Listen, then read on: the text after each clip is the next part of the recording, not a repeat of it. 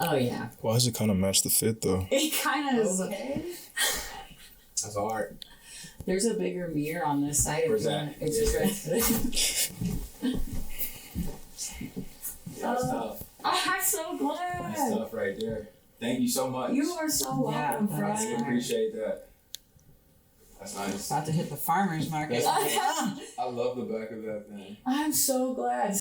There is 3 words that Lizzy has constantly told me over the course of our relationship. And it's always, really brought, or at least if I've ever thought about, questioned about who I was in the moment, I was reminded it from her. Mm-hmm. But she constantly said, you're so dope. And like, it is that simple sometimes. Sometimes that's all it is. Yeah. That's all it is. You know what I mean? It doesn't have to be well thought out, complex, super articulate. Mm-hmm. You know what I mean? Sometimes it could just be, you're so dope. That's all you need to give somebody. Mm-hmm. You know what I mean? To continue pursuing what they're doing. So she's constantly told me that. Like I hear that. You know how like you have people's voices in your heads. Mm-hmm. Like we all have 5, 6, maybe 7 different voices in our heads.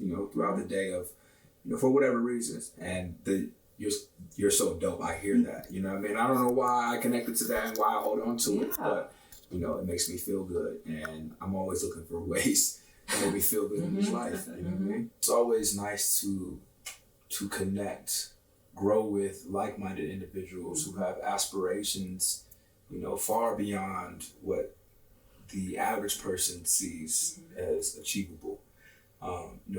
Developing a relationship with Lizzy was honestly probably one of the first relationships that I ever had here outside of anybody else on the football team. So, it's a special relationship that I have with her. Mm-hmm. And it's been dope. It's been dope to watch us grow when we first met to where we are today and to the things that we're doing in the world of business, in the world of community, outreach. It's been fire, and it's inspiring to watch her continue to grow her brand and her business, from afar as I'm, now back in LA. Yeah. And I don't want to speak for her, but I would hope that it goes both ways. Like I don't think that I could be in the positions or have the confidence doing the things that I'm doing today if I didn't have somebody like Omar, people like Omar in my life. And being like the platonic is like incredible. Like I have a small circle of people that I can shoot my ideas at or get like real honest feedback on or have conversations about like parenting, our relationships, business, like where do we want to go? And like, he's just one of those people that I've had for over 10 years now. It's like, I'm so grateful for. So it's anytime we have a conversation, I always feel incredibly encouraged and supported. So it's almost like if I need to refuel or something, like I just know that you're like, I could call Omar and like, just even if it's a quick conversation, we've always been like that, just incredibly supportive. So yeah, I mean, it's just, what would Omar say? Okay, let me call him. Give him a call. I love this relationship that y'all, just like hearing y'all reflect on it. Again, that platonic, intimate space within community and how we, speak with our intimate partnerships, that isn't all a romance thing. And these relationships are so beneficial to our spirits. Hearing that you're dope from another source versus a partnership in business or a partnership over here, somebody that's known you in the longevity of time, So I'm kind of hearing more of the realm of like consistency kind of encourages you all too. Just the knowing that you're there, the knowing. So in your knowing and working, being a person of a lot of athleticism and you use that and then you came into a wellness portion of your life. And in that wellness, I'm sure that it encouraged your spirit as well. As these practices have changed for your life and you're navigating growing and being a father and a nurturer in your community, what do you find that has been probably, I would say, what have you found to be the most enlightening part of that for yourself, where you learned more about you versus other people? Ooh. as an athlete, more times than not, you're typically healthy. Mm-hmm. Everything's working good, functioning at a high level, performing at a high level. Right. When the career's over, whether you walk away from it on your own or not, more times than not, you're going to have to go through a healing process. Yeah. And through healing, I have learned more about myself than anything. I've learned that sometimes I need to be isolated. I've learned that more times than not, I need to be in tune with nature. I need to disconnect from radiation, screens, right? Tap back into the earth and eat what God made, you know what I mean? In its whole food sense, right? So like single ingredients, you know what I mean? Getting back to that. I think that's where like, I realize I grow the most when when I'm in this healing phase, because everything else is kind of like just routine for me, but healing is not, and it's very hard, you know what I mean, and it's very uncomfortable. So, and I think all of us learn more about ourselves than we probably think we would in those uncomfortable situations. So healing.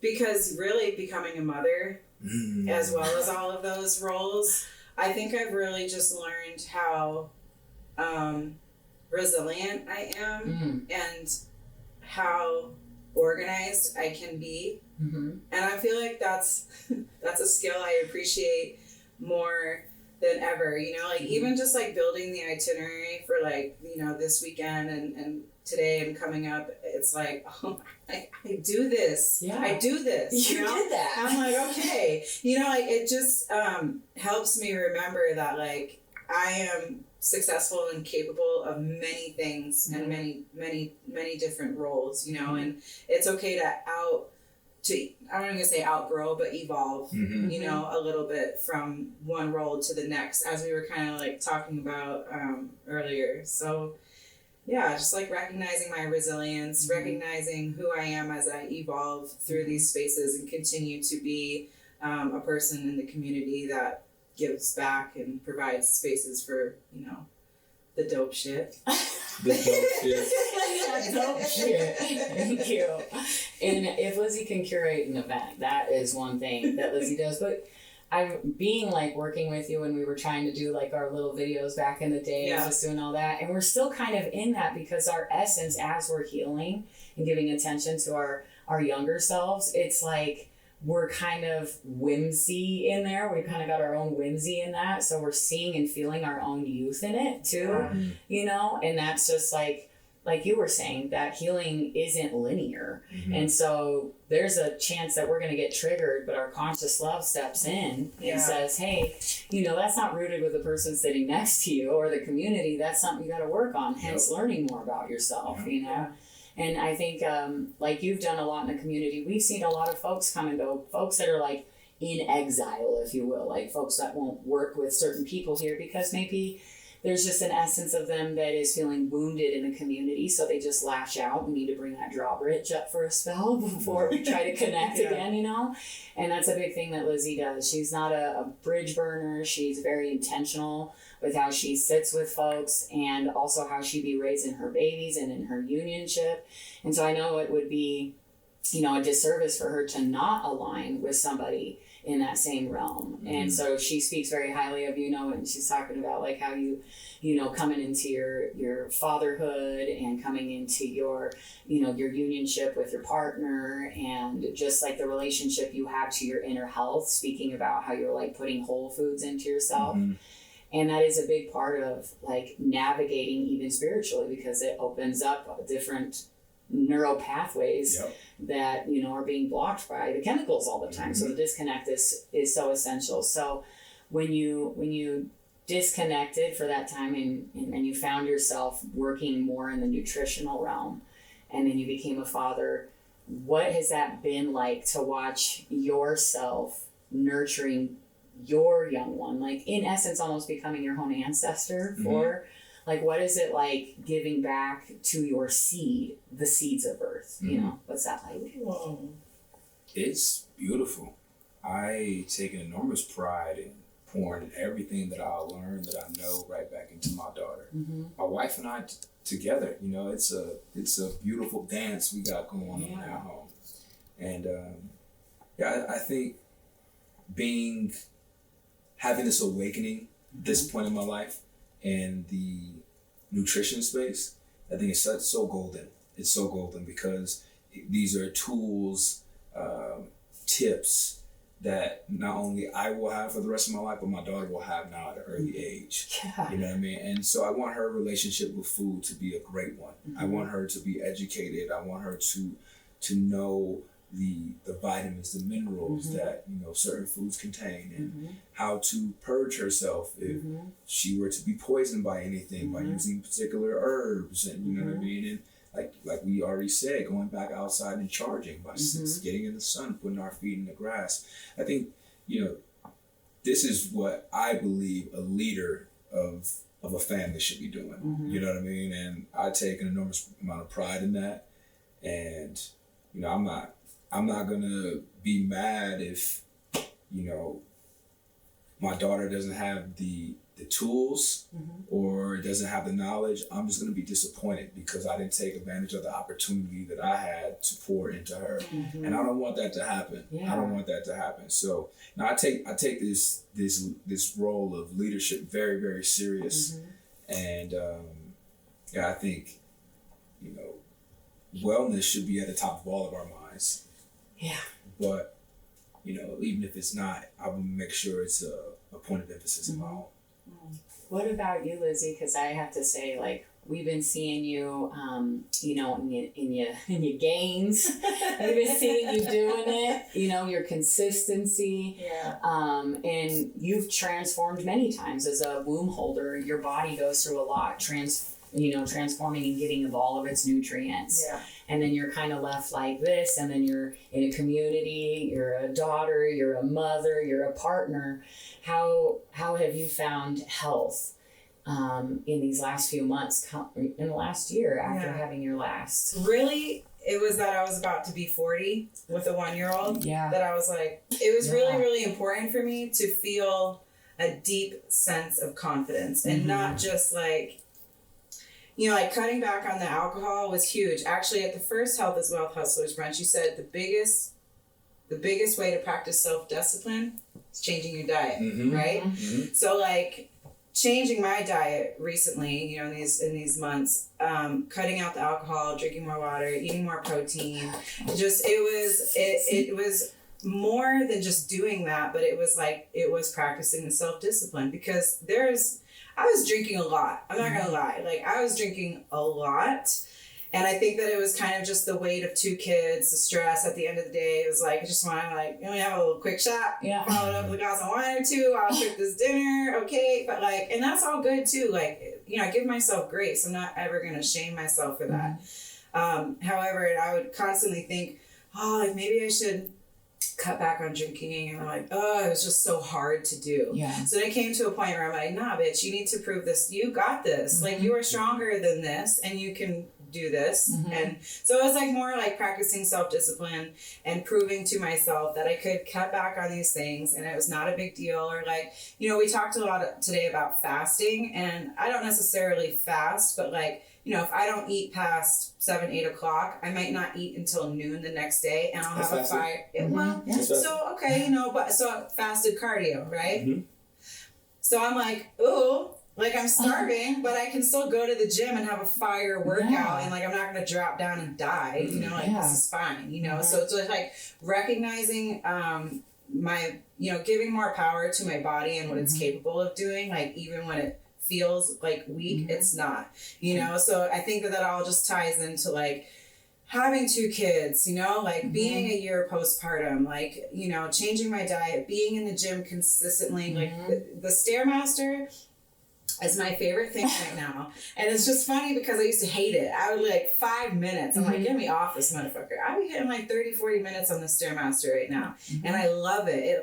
It's like a zone for me. I just go, I sweat, I feel so good. Like just getting this off my body. And like, yeah, I just think that it's become really like healing for me.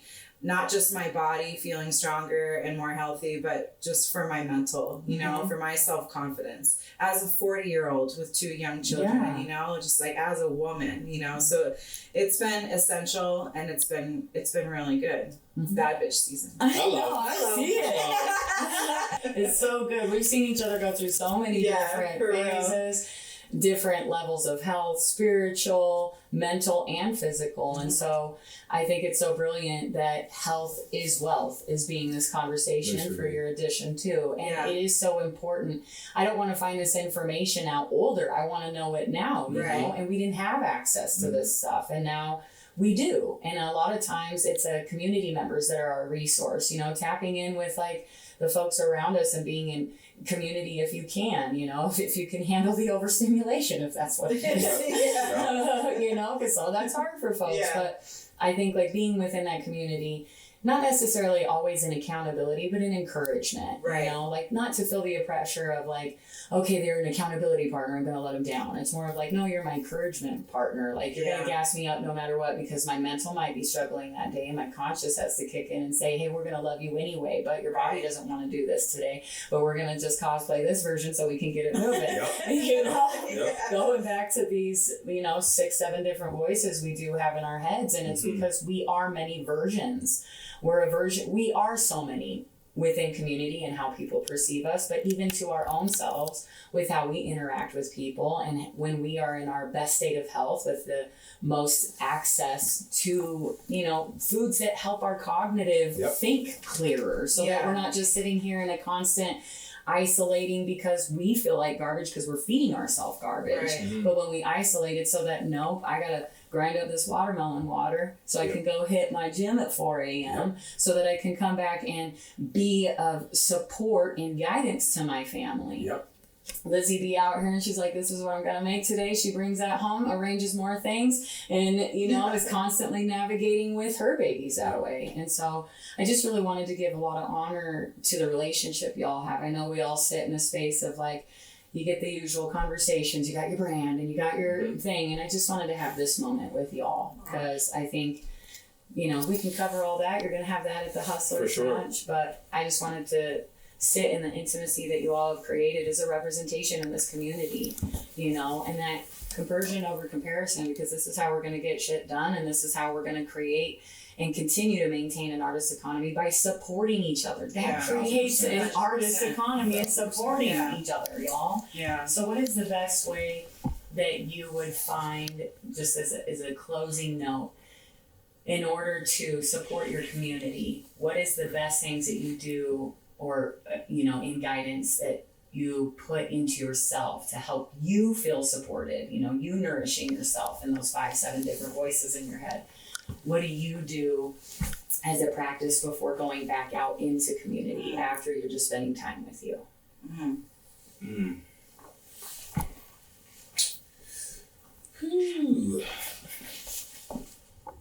Man, I like moments in nature. You know, I'm plant-based, so I'm gonna take my herb outside. I'm gonna fire up my herb and I'm gonna reflect. You know, I'm gonna sit down and I'm gonna reflect. I'm gonna put my feet in the grass and I'm gonna soak up some sun and I'm gonna reflect. That's really the only thing I have the time for. Being a full-time father, husband, running a company, student, friend, brother, son. You know, it's hard, and I do know that it's important for us to prioritize that, right? But as of right now, in this season, you know, that's really all I have time for. And thankfully, by the grace of God, it's enough. It's enough. You know what I mean? It's enough. You know what I mean? I honestly too, like, what's underrated, where I really get, you know, that moment is eating my fruit in the morning. it sounds so weird, but I put my fruit in a wooden bowl purposefully. I take it outside. I get in the sun. I leave my phone inside, so there's no radiation on me, and I just disconnect to connect. And then I go about my day, you know. And like I said, thankfully, because I there have been moments in my life where I needed more than that. Right. You know what I mean? At this point in my life, this season, it's enough. You know what I mean? It's more than adequate. And you know, whenever I do need more, I do have tools. You know what I mean? I do have tools that, and I'm not scared to, you know, reach out, you know, to speak with a licensed professional, to talk about things. I'm not like that's a tool for me. You know what I mean? And like I don't. Sometimes just calling a homie is great of a relationship that me and Lizzy have. Like she may not be able to give me what I need. You know what I mean? Right. And that's okay. It's no knock to her. It's not there, but there's someone who is an expert at this that could give me some tools right now. So, you know, I wouldn't hesitate to do that if I need it. You know what I mean? I'm an advocate for therapy. You know what I mean? I've been in and out of therapy over the past 5 years. Same. So, and prior to that, I didn't even give a damn about it. I thought actually people were kind of crazy about it. It's kind of interesting how your perspective changes as you age, right? But yeah, that for me is what I use to, you know, I guess disconnect or kind of just have that moment, you know what I mean, of reflection and peace. That's what it is for me. Thank you.